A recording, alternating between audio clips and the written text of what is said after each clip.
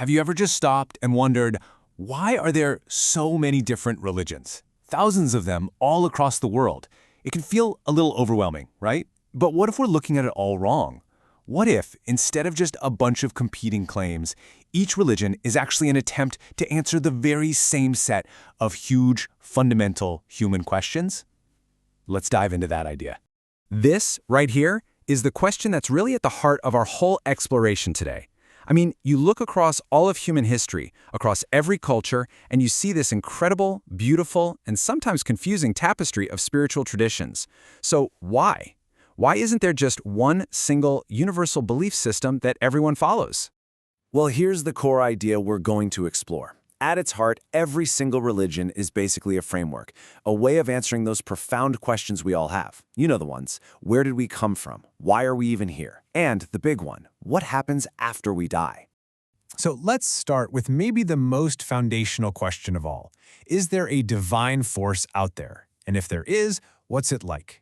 The answer to this question is what creates the first major branching point in the world's belief systems. This is really the first big fork in the road. You either believe a god or gods exist, or you don't. And if you answer yes, a follow-up question pops up immediately. How many are we talking about? Is there just one, or are there a whole bunch of them? So let's take a look at the three main answers that have shaped human history. So here they are, the three big worldviews that come out of that one question. First, you've got monotheism. Pretty straightforward, the belief in one single, all-powerful God. Then there's polytheism, which acknowledges many different gods, who often represent forces of nature, like the sun, the sea, or the harvest. And then you have this third category, non-theism and atheism.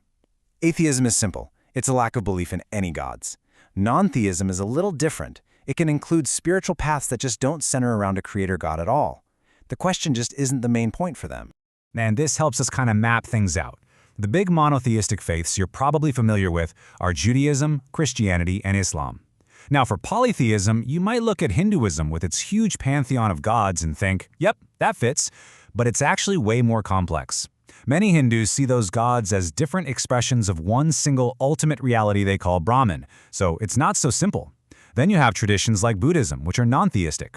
The whole "is there a creator god?" question isn't their central focus. For them, the real goal is achieving enlightenment. Okay, so once you've landed on an answer about the number of gods, one, many, or none, the next big question is, where is the divine exactly? Is it something separate from us in the universe looking in, or is it part of everything around us? And this leads to two fundamentally different ways of seeing reality. On one hand, you have the transcendent view. Think of it like a painter and a painting. God is the artist, separate and distinct from the creation. On the other hand, you have the immanent or pantheistic view. Here, the divine is present in everything. The universe is divine. It's not a separate creation. It's all one and the same. So those Abrahamic faiths, Judaism, Christianity, and Islam, they generally see God as transcendent, existing outside the universe but able to interact with it. But if you look at many Eastern traditions, you find this immanent view. In Hinduism, everything you see is just a part of that ultimate reality, Brahman. In Taoism, the Tao is this natural flowing energy that animates everything. And believe me, this isn't just some abstract debate. It changes your entire relationship with the world. Okay, so this brings us to the next set of questions, and these are deeply personal. What's wrong with being human? What's the fundamental problem we all face?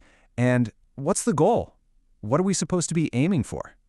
For a huge chunk of the world, especially in religions like Hinduism, Buddhism, and Jainism, the basic problem of life is being trapped in this endless cycle of death and rebirth. It's called samsara. The idea is the things you do in this life, your actions, create karma, and that karma determines the kind of life you'll be reborn into next. So the ultimate goal isn't just to get a slightly better life next time around. The real goal is to break free from the cycle altogether. And when you lay it all out like this, you can really see just how different the answers are.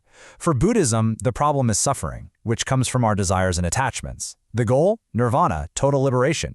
For Christianity, the core problem is sin, something that separates us from God.